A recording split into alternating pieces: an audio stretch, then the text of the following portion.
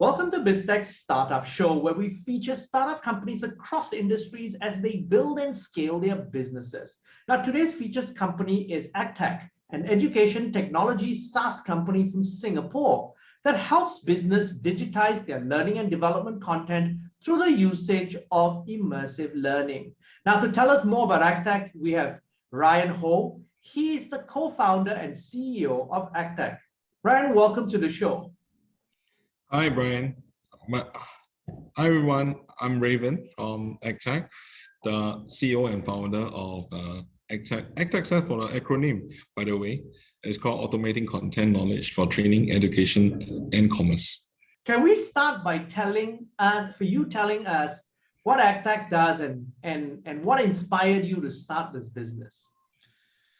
ACKTEC does a very simple thing. ACKTEC wants to bring innovation and learning aspiration to everyone in this world. What inspired me to do this business actually sums up about 20 plus years when I made the decision to be in the education. Since then, I noted education has always been very boring. It is not inclusive of technology. And teachers has been doing the same old thing for the last 70, 80 years. Since when we all started learning. So I believe learning can be a lot more interesting and innovative if we can bring technology in to help teachers and to help learners to learn.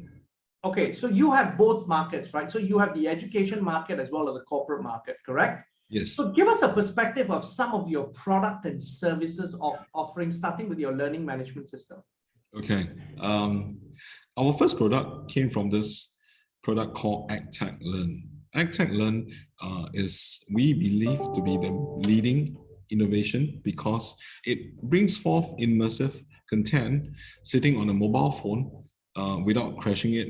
So when we say about immersive content, it is not just a piece by itself. It is a series of immersive from 360 VR, 3D, to digital animation, all in a Lincoln reading format where learners just open a mobile phone and they learn anytime, anywhere.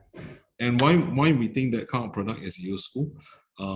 Because it all traces back to how we have been looking at linking learning. We have been looking at articles that is on a mobile phone. We scroll, and then we will just pass anything that we like, and then we pause, and then we play with it, and then we move on. And then if anything that we find interesting, we would like to revisit again. So we believe this kind of learning actually sits into people's a lot more easier, backed by scientific research in many years ago, where they have blended and flipped learning, augmented with technology, right? So when technology then was not so profound, this whole idea of blended learning was already pretty ongoing in some 10 to 15 years ago.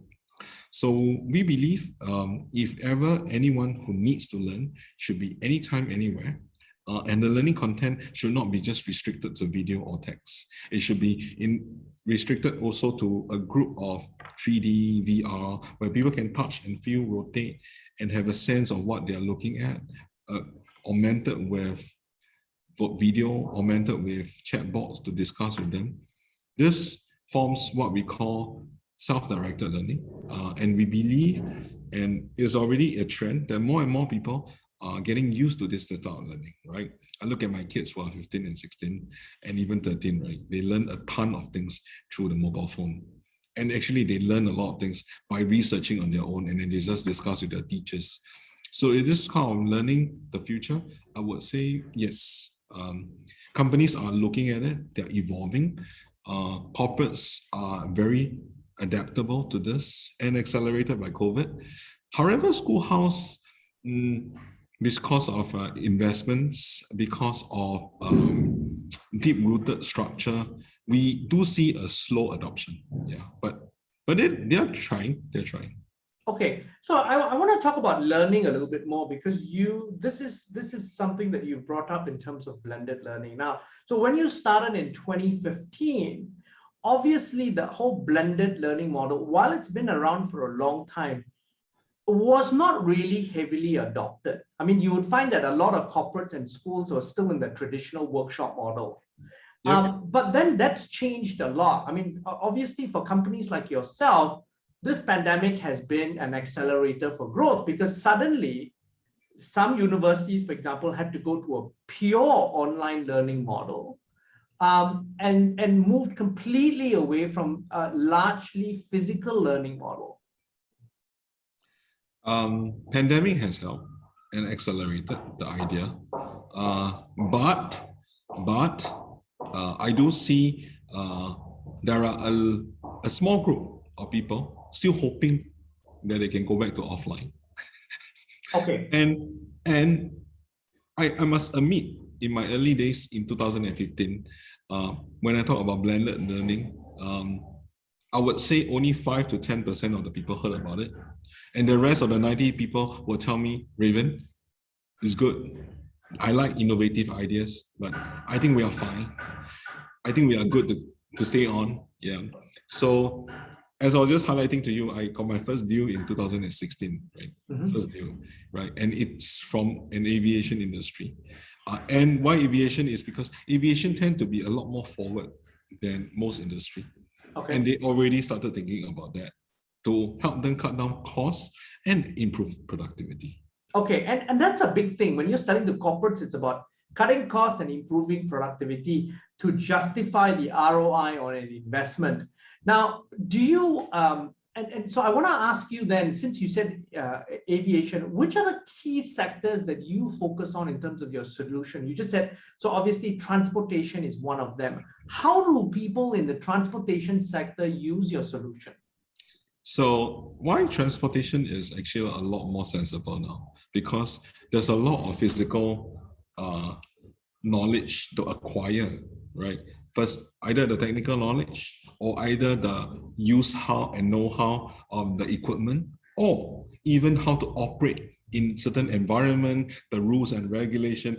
All this, right, needs to be taught, but it need not be taught face-to-face. It need not be over a lecture, 3 hours or half a day and bring back everybody or stop everybody from working, right? This can be transmitted through the mobile phone and have them completed this learning. So now we're beginning to see sectors like F&B, hospitality, healthcare, and even, interestingly, preschool. They are already thinking how to pivot to support parents in pandemic, where parents may find it challenging to send their kids to school. Okay, and I suppose then that's not surprising because, as you said, because of the pandemic, learning institutions and preschools and stuff, the parents are very reluctant to basically have them interact with people or other kids. So that's been then the accelerant for innovative solutions because they realize that a pure one, just online with the existing technologies, not everything can be fulfilled with just Google Meets. You're right. They noted the need, they noted the necessity, but I do not see a high adoption in innovative solution in schoolhouse. A lot of schoolhouse are still trapped in using video conferencing, having the teacher to record the video with a PowerPoint slide at the behind the deck and then have it recorded. So to me, that is just solving a temporal question. It's not a long-term solution. It is not something that they will leap forward to the next stage. For example, exploring in self-learning automations content or exploring in self-automating tools that transcend not just the typical teacher in front talking, it can also bring forth a lot more new dimension. Case in point, we now work with a interesting school. I don't want to mention the name for confidentiality's sake. They are exploring, right, using motion graphics, capturing devices to help save costs and move on to the next level of learning and training in the future. To me, this is what we call dare to take the leap and bring forth learning to the next level rather than use current solution to solve temporal problem. Okay, now give us an idea of who your key clients are and perhaps how they use your solutions. Okay, very interestingly, I'm back in office with a core team, trying to revisit our mission, vision, and strategy. Yeah, we just had this topic discussed early this morning. So we never lost what we started the company. The idea is really to help corporate company create value and innovate learning, and then help the people live in a better world, improve their life by making learning more accessible and affordable. So these are actually our mission statement. We never change it. We just make it a lot more sharper, a lot more easier to understand. So who are our customers? Customers who believe that we can help them innovate as a trusted partner in learning. So we have customers who are training partners, who are established schoolhouse plus or corporate companies who wants to take the lead into the innovation to the next. And most importantly, I think ACKTEC's value proposition is not just to help them innovate. We also bring value to them. What do we mean by bring value? We make their content not just be used by their own people, but make it accessible to the world so that we can make people's life a lot more easier and better through their content. Okay, but the thing is, when I make an investment and any corporate makes an investment, or whether I'm a school, you need to demonstrate superior learning outcomes. So in this case, learning and development. So how do you do that? What makes your solution special that I need to invest in you and you deliver a superior outcome? Okay, we skin this cat by a few ways. First, by technology. So we tend to work with our partners to ascertain a few pain points that they want to solve. So one pain point they tend to solve is, how do we make sure the person's is learning correctly? Or how do you make sure the person understands what she learns? So we use technology to help make that a lot more tangible. How? So that, for example, we get them to upload immediately some of the things they need to do as a practical into the system and have it cross-checked with what is correct and what is wrong. Okay. So there is an immediate gratification of whether it's correct or wrong, right? Second, we also encourage some of our partners to get the team to actually cross-discuss and work together on a project, or using AI to cross-reference data point that past learners has learned and can predict the assessment or whatever, either is it a movement or either is it an analysis of what they have done in the area that they have done correctly or wrongly. So this is how we work with our partners to ascertain. And obviously, most important question, this has to be tight with the budget that they want to do. So if you have big budgets, the solution can be a lot more sophisticated. If not, we still have a solution, just that it maybe have slightly more manual methods to do. So give us an idea of what sort of budgets that you require to undertake an L&D program with immersive technologies. To tie in this question, I think importantly is about what we are solving for the company. So some companies tend to be a lot more far-sighted. When I say a lot more far-sighted, they tend to take the project in 1 to 2 years or up to even 3 years as a term, right? And we phase it out to work with them in this journey. And then we have clear milestone that we will meet in each of the year. So this kind of project can be up to 500 or a million, depending, right?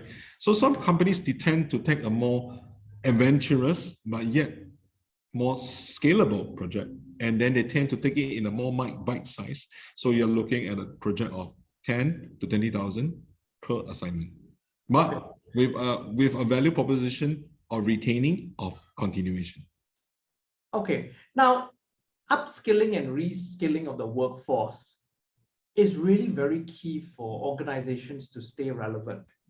And the Singapore government is pushing this constantly, has been pushing this for the last 30 years.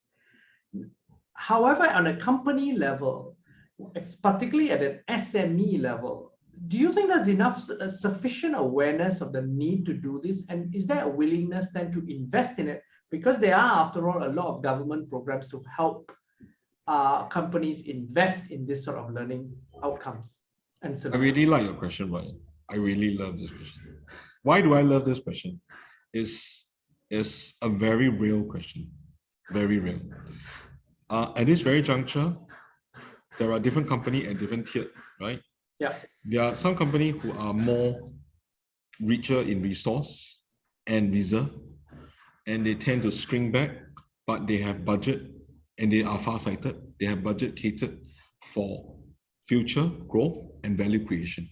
So companies like this tend to be a lot more open. They may utilize the government support and building a future-proof, more sustainable workforce in the company. However, there are also quite a big of the portion where the skill set they thought is a lot more perishable. No need to retrain and retrain. And they feel that it might be a lot more easier to stay afloat first.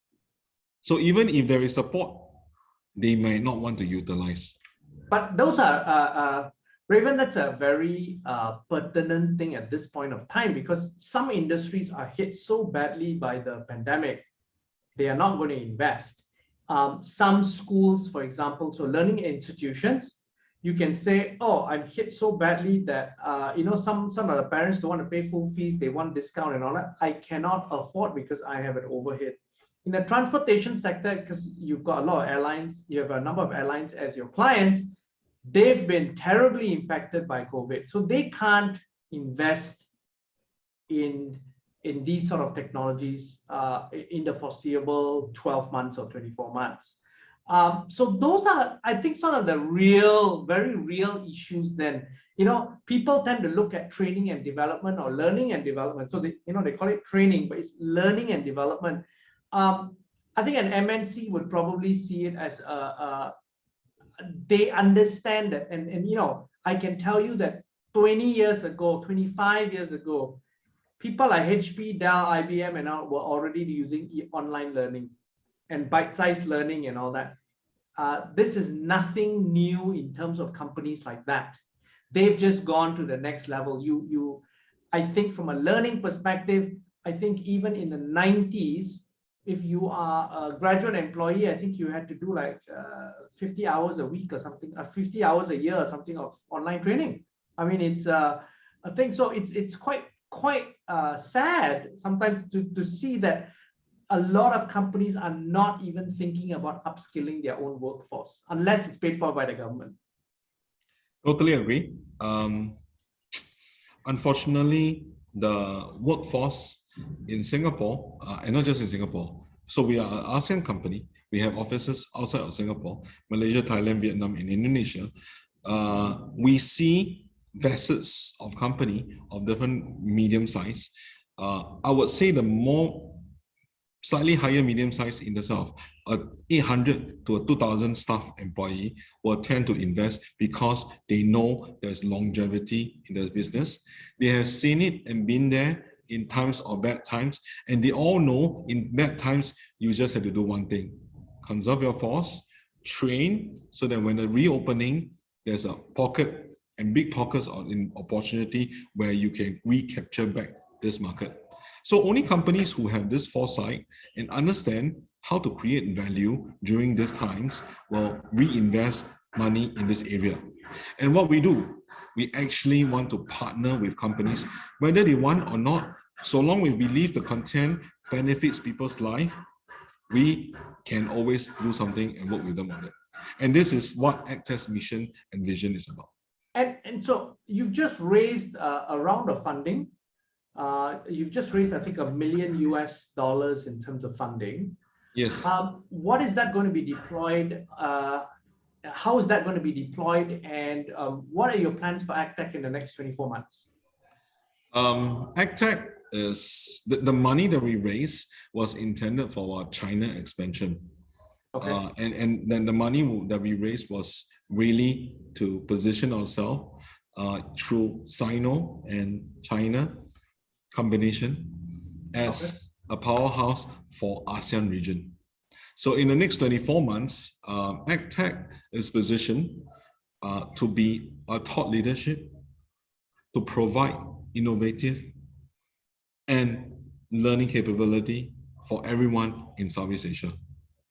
And most importantly, we want to make an impact in Southeast Asia by making their life a lot more better through making learning accessible and affordable. That's where we talk about upskilling and reprofiling and jobs acquisition for these people in this region. So we shout out in this interview, we are looking for new funds, building new funds for our Southeast Asia expansion. And we welcome any investors who believe and are a true believer that what the root cause of jobs upskilling to make people's life better is definitely through influencing people's education level. Now, Raven, thank you very much for taking the time to be on the show.